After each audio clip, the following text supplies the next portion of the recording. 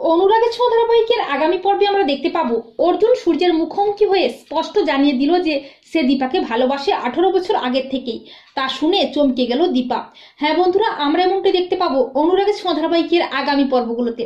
মিসকার ষড়যন্ত্র করে তোলা দীপা অর্জুনের একসাথে কতগুলো ছবি ও দীপাকে লেখা অর্জুনের একটা চিঠি দেখে সূর্য আবারও দীপার চরিত্রের দিকে আঙুল তোলে।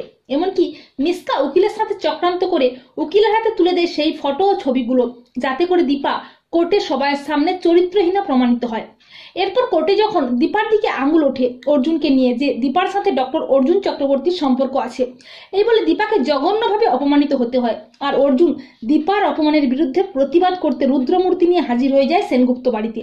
আর সেনগুপ্ত বাড়ির সবাই মুখোমুখি হয়ে অর্জুন বলে যে দীপার দিকে কেন কাদা ছোঁড়া হচ্ছে, যদি কাদা ছুঁড়তেই হয় আমার দিকে ছোড়ো, দীপার দিকে নয়। ও আমার বন্ধু, তাই আমি ওর জন্য সবকিছুই করতে পারি। তখন সূর্য প্রচন্ড খেপে গিয়ে অর্জুনের মুখোমুখি হয়ে অর্জুনের জামার কলার ধরে বলে যে সত্যি করে বলুন, দীপার সাথে আপনার কি সম্পর্ক আছে?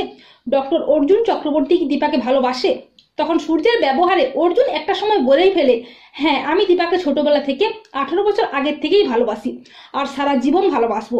আর ঠিক তখনই সেখানে হাজির হয়ে যায় দীপা। অর্জুনের মুখে ভালোবাসার কথা শুনে চমকে যায় দীপা।